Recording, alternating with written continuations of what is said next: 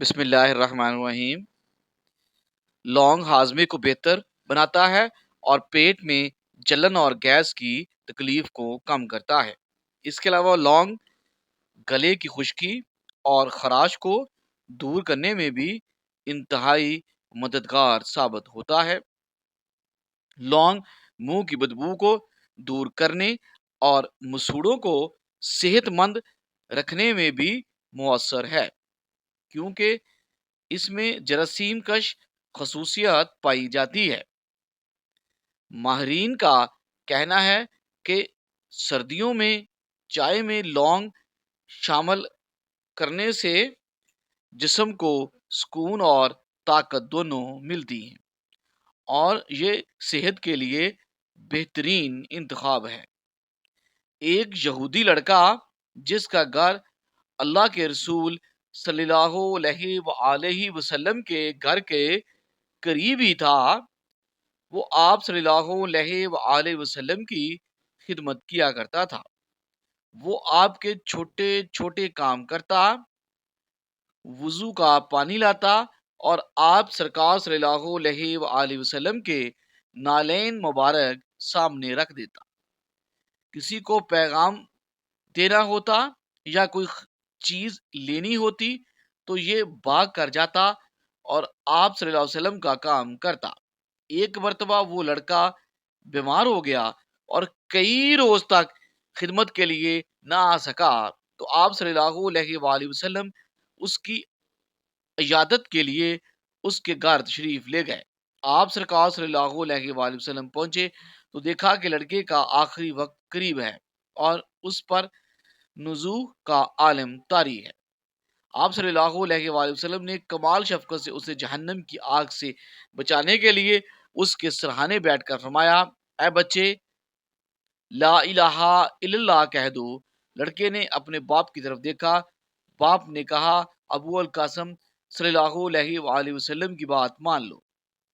لڑکے نے کلمہ پڑھا اور اس کی روح پرواز کر گئی۔ آپ صلی اللہ علیہ وآلہ وسلم نے مطمئن ہو کر اللہ کی حمد بیان کی اور فرمایا، اس اللہ کا شکر ہے جس نے میری وجہ سے اس لڑکے کو جہنم کی آگ سے بچا لیا۔ جب آپ صلی اللہ علیہ وآلہ وسلم طائف کے مشکل سفر سے واپس مکہ مکرمہ تشریف لائے تو کفار کے خوف سے مکہ میں داخل ہونا مشکل تھا۔ آپ صلی اللہ علیہ وآلہ وسلم نے عرب کے دستور کے مطابق پناہ حاصل کرنے کا فیصلہ کیا۔ مکہ کے کئی سرداروں نے انکار کیا، لیکن موتم بن عدی نے پناہ دینا قبول کیا۔ اس نے اپنے بیٹوں کو ہتھیار پہنا کر بیت اللہ کے چاروں کونوں پر کھڑا کر دیا اور بلند آواز سے اعلان کیا کہ اس نے محمد صلی اللہ علیہ وآلہ وسلم کو پناہ دی ہے۔ آپ صلی اللہ علیہ وآلہ وسلم نے متمم کی حفاظت میں اطمینان سے طواف کیا اور غار تشریف لے گئے۔ آپ صلی اللہ علیہ وآلہ وسلم نے متمم کے اس احسان کو ہمیشہ یاد رکھا اور غزوہ بدر کے قیدیوں کے بارے میں فرمایا کہ اگر متمم زندہ ہوتا تو ان بدبودار لوگوں کی سفارش کرتا تو میں اس کی خاطر ان سب کو بلا فدیہ چھوڑ دیتا۔ اپنے جسم کی زبان سمجھیں اور یہ علامتیں آپ کو اہم پیغام دیتی ہیں۔ کانوں میں سیٹی بجنا ہائی بلڈ پریشر کی علامت ہو سکتی ہے۔ انگلیوں کا سن ہونا وٹامن بی کی کمی کو ظاہر کرتا ہے۔ سر درد اکثر جسم میں پانی کی کمی کی وجہ سے ہوتا ہے۔ میٹھا کھانے کی شدید خواہش میگنیشیم کی کمی کی علامت ہے۔ بدبودار سانس معدے کے مسائل اور ہاضمے کی خرابی کی نشانی ہے۔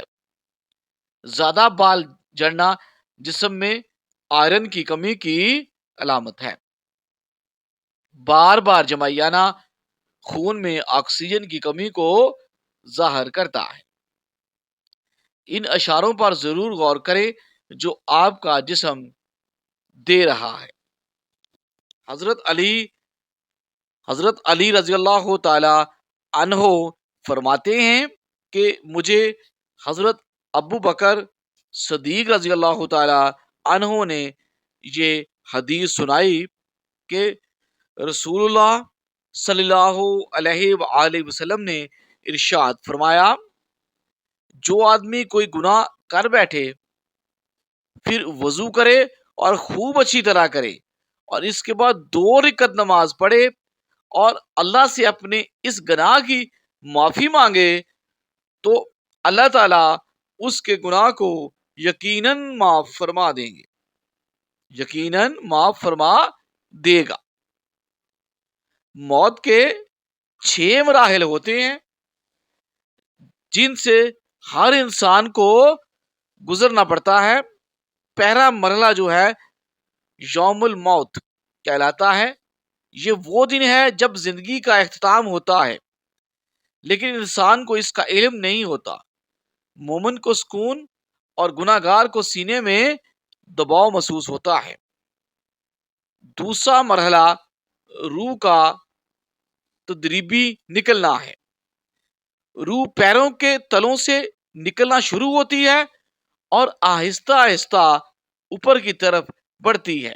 انسان بے پناہ تھکن محسوس کرتا ہے مگر سمجھ نہیں پاتا کہ کیا ہو رہا ہے۔ تیسرا مرحلہ ترقی کا ہے۔ جب روح حلق تک پہنچتی ہے تو انسان کو جدائی کا یقین ہو جاتا ہے۔ وہ بولنے کی کوشش کرتا ہے مگر آواز ساتھ نہیں دیتی۔ چوتھا مرحلہ حلقوم کا ہے۔ یہ مشکل ترین وقت ہے جب انسان کی آنکھوں سے پردے ہٹ جاتے ہیں اور وہ فرشتوں کو دیکھتا ہے۔ یہاں سے آخرت کا سفر شروع ہوتا ہے۔ پانچواں مرحلہ ملک الموت کا داخلہ ہے۔ فرشتے روح قبض کرنے آتے ہیں۔ مومن کی روح ایسے نکلتی ہے جیسے مشکیزے سے پانی کا قطرہ، جبکہ نافرمان کی روح سختی سے نکالی جاتی ہے۔ چھٹا اور آخری مرحلہ وہ ہے جب روح مکمل نکل جاتی ہے۔ گناہ گار توبہ اور واپسی کی تمنا کرتا ہے مگر اللہ فرماتا ہے کہ اب دیر ہو چکی ہے۔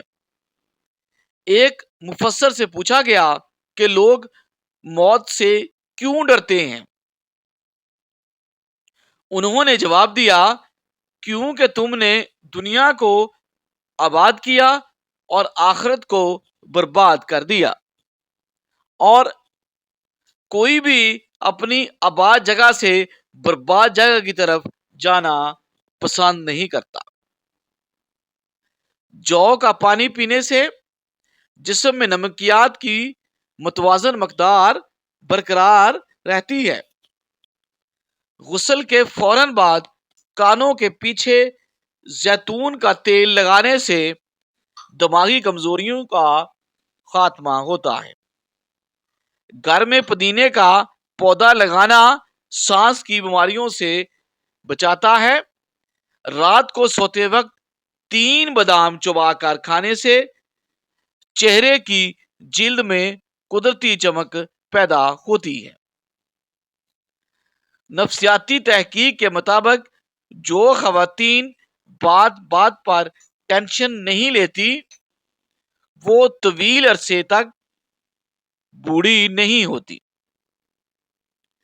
ٹانگوں اور پنڈلیوں کے درد کے لیے نیم گرم پانی سے غسل کرنا بہترین علاج ہے۔ نمک کا زیادہ استعمال بلڈ پریشر کو خطرناک حد تک بڑھا دیتا ہے۔ زیادہ چائے پینے سے دانتوں کے اینمل خراب ہو جاتے ہیں اور وہ کمزور ہو جاتے ہیں۔ بھنڈی کو تیل میں پکا کر کھانا آنتوں کی سوزش کے لیے انتہائی مفید ہے۔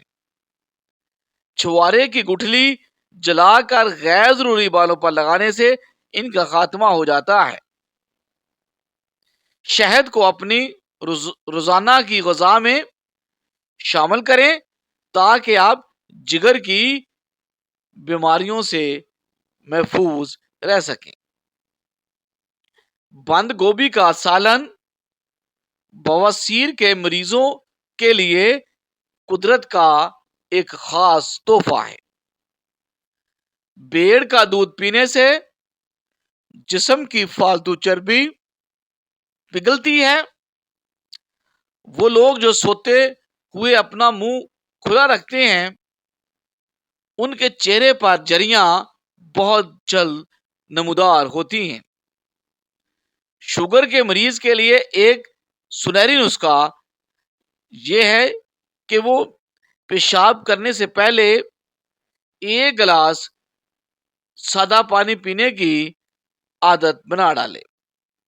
اس سے آپ کا شوگر لیول نارمل ہو جاتا ہے۔ انگور کا تازہ شربت پینا مردانہ قوت میں اضافے کا باعث بنتا ہے۔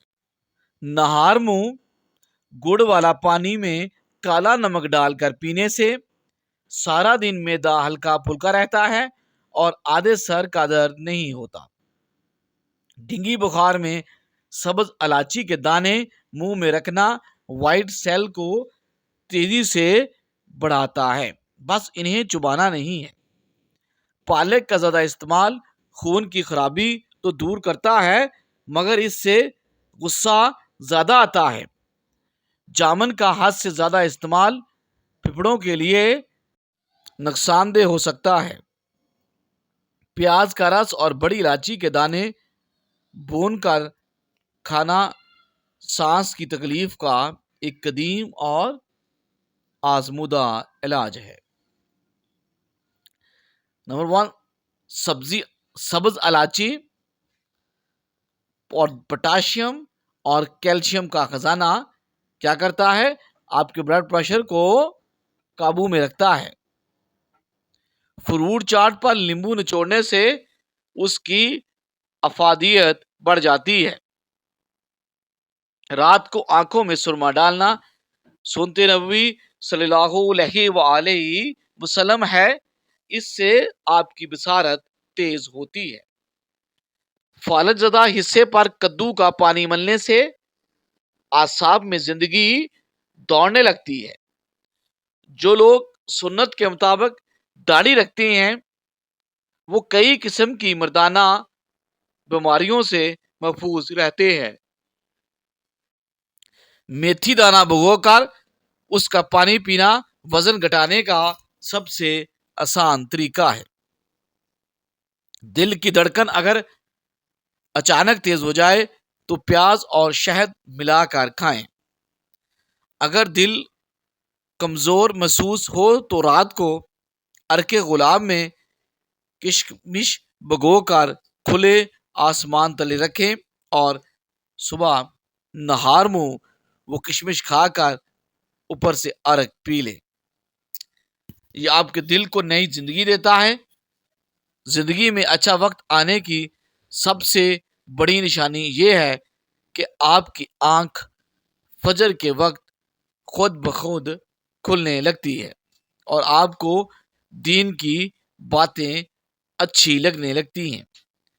دانتوں کو موتیوں جیسا سفید کرنے کے لیے لیمبو کے چھلکے اوپر رگڑیں۔